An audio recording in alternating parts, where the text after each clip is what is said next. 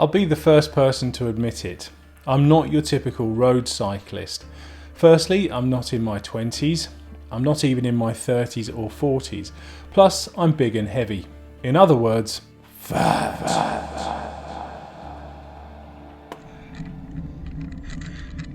To put things into perspective, I'm probably twice the weight of micro-Colombian cyclist Nairo Quintana. But does that mean that I shouldn't ride a bike? Of course not.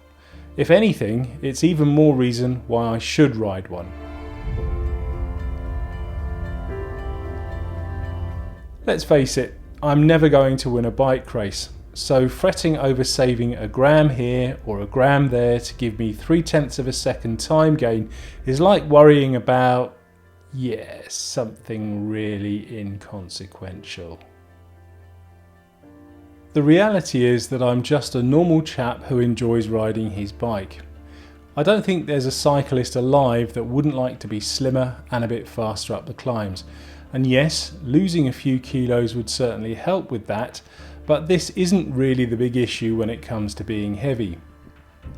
Obviously, being overweight has a massive implication on one's overall health. As weight and body size increases, so too does the risk of developing life-threatening conditions such as heart disease, diabetes, high blood pressure and certain cancers. Sadly, this is not a myth.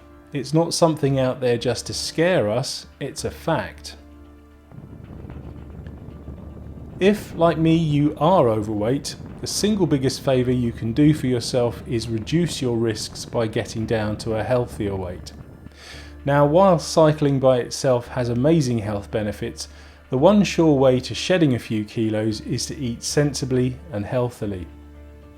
Weight loss is actually 80% diet and only 20% exercise, so you can ride your bike until the cows come home, but if you don't watch what you eat as well, you won't really see any improvements.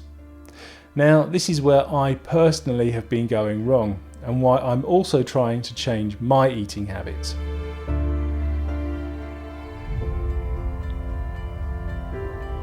Cycling is great if you already eat fairly healthily and only need to lose a relatively small amount of weight. It can be the deciding factor that makes all the difference between being slightly overweight and being at a healthy weight. Now, although very closely associated with each other, health and fitness are not quite the same thing.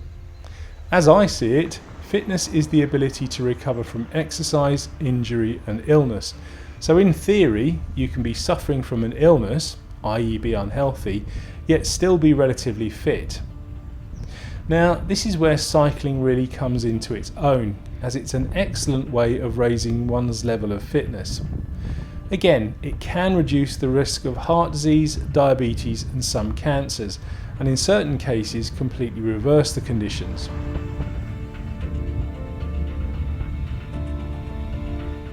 Being heavy does not necessarily mean that you're unfit or even unhealthy. To emphasize my point, here's a picture of Arnold Schwarzenegger at the height of his bodybuilding days. Now, I'm guessing there isn't a person alive that would have been brave enough to call him unfit to his face. Aside from these obvious health issues, being heavy on the bike does make you slower, particularly on the climbs. This is because of the power to weight ratio. Basically, it takes a certain amount of energy or power to move a kilo of mass. Now, it doesn't take a Stephen Hawking's physics genius to work out that the more kilos you have, the more power you will need to move it, particularly if you want to maintain the same speed. Tipping that balance in favour of the weight side of the equation will result in more speed for the same amount of power. So how much speed will you actually gain? Well, I recently did a practical test, and the long and the short of it was that if you decrease your weight by say 10%, you will gain approximately 10% in speed. Finally, there is also the aesthetics. We all know that lycra is not the most flattering of fabrics. Even I think that I look like a sack of custard when I wear a cycling kit. But then you have to ask yourself, who are you riding for? It might not look stylish or particularly pleasant on the bike, but it is the most comfortable and practical thing to wear. In my experience, when other cyclists see riders that are overweight, they're overwhelmingly positive. I think they see someone who's trying to improve themselves rather than someone that has something to be embarrassed about. So if you're heavy, a bit older, or slower, or want to ride in a ballet dancer's tutu, don't ask. In fact, whatever you think is holding you back, my advice to you is to get out and enjoy riding that bike. So if you found this film useful, please like and share. And if you'd like to get the most out of your cycling, please consider subscribing for my regular weekly uploads. Thanks for watching.